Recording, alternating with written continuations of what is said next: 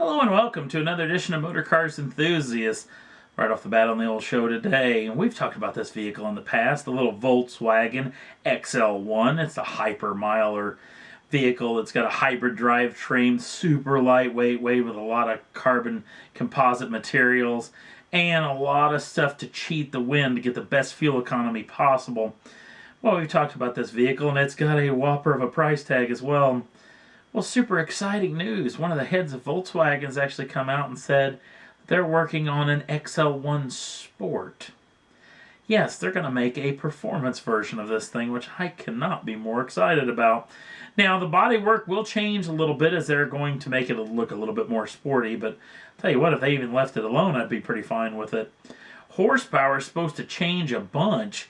This vehicle was right at 85 brake horsepower, but there's going to be a brand new 1.2 liter engine out of something that's a little bit different. It's going to be making 190 brake horsepower. Now, this particular engine that they're going to use is from underneath the Volkswagen umbrella, and I hope that some of your brains are now floating around trying to think, okay, what kind of engine is this going to come out of?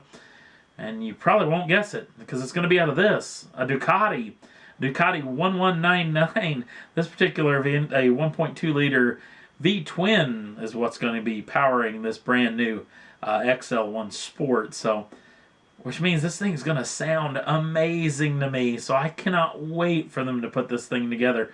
Hopefully I would love it if they just put the same gearbox that was in the Ducati.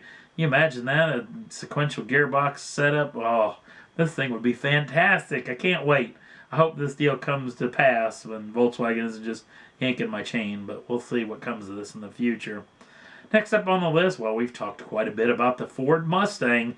The brand new Ford Mustang is going to be coming in 2015. Actually, maybe a late 2014 entry, maybe coming very soon as well.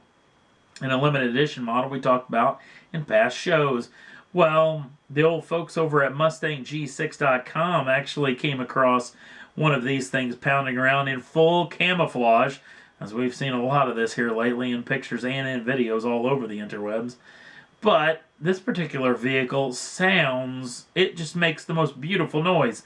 You got to hear it to believe it, and I've got the video over on the Facebook page right now. But there's rumored that this vehicle is the brand new GT350, the triumphant return of the GT350 to the Mustang platform. Now, there's a lot of rumors floating about what this vehicle actually is going to be powering this thing.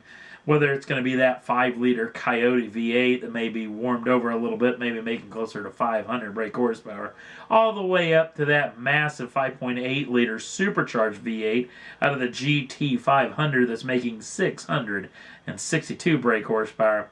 Regardless of what this vehicle was, a manual transmission car, and I'm telling you, it sounds amazing. It was pounding around the streets in and around Detroit, Michigan. So if you want to check it out, it's over on the Facebook page right now. Also, we're going to talk about Porsche a little bit. As the GTS moniker has shown up on several vehicles, it's been on the 911, the Panamera, even the Cayman SUV. Well, now it's the Cayman's term apparently. We're hearing rumors floating about that Porsche is going to have a GTS version of the Cayman going to be shown off at the Beijing Motor Show in April of 2014. Now, they're talking it's going to get a little bump up in horsepower over the Cayman S, an extra 15 brake horsepower that is, making 340 brake horsepower from its little flat 6 engine. And you can get this with the manual transmission or that PDK gearbox. And hearing rumors floating about that this thing's going to be able to do 0 to 60 in around 4.5 seconds. It will be the highest of the high end when it comes to the whole Cayman lineup. The GTS hopefully will be coming soon. At least hopefully in Beijing next April. We'll hear more about this, I'm assuming, very, very soon. And we'll keep you up to date. Next up on the list, have you ever wanted an R8? Have you ever dreamed of having an R8? Of course you have. We all have. It's not the world's greatest supercar, but it's probably one of the world's most practical supercar. And it's fantastic. You've probably driven it. You probably logged some miles in video games behind the wheel of this. Well, what if you could have one of these things? Maybe not for keeps, but what if you could just have one for the day? Wouldn't that just be worth it? Well, Audi made an announcement just in the past several days that they're putting together not only a little package that may get you an Audi R8 for a day, but also they're putting together a brand new package with a brand new app for the iPad that'll have a configure on it, which you can actually configure your favorite Audi product all the way from the A3 all the way up to the mighty R8. Now let's get back to that R8 for a day setup. Apparently it's going to be real simple. It's a little contest that Audi's put together. You actually send out a tweet anytime during the month of October of 2013, and all you have to do is have the hashtag want an R8. It's real simple. Just send you out a tweet sometime in the month of October. They haven't said if there's any limit on how many times you could do this. So you can, in theory, do it every day. And every day, in theory, it'll put you right into that contest. Now, the situation comes a little bit weird, at least as far as I was concerned.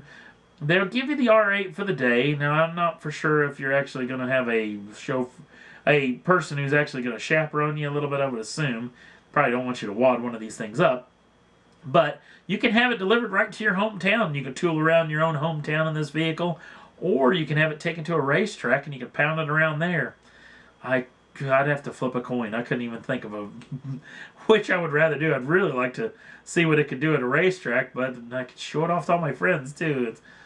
It'd be a tough decision. Again, just the hashtag want an R8 anytime in a tweet in the month of October, and you're in the contest to win. Next up on the list, the Nissan Leaf's in the news. They're going to put together a little pilot program down in Texas.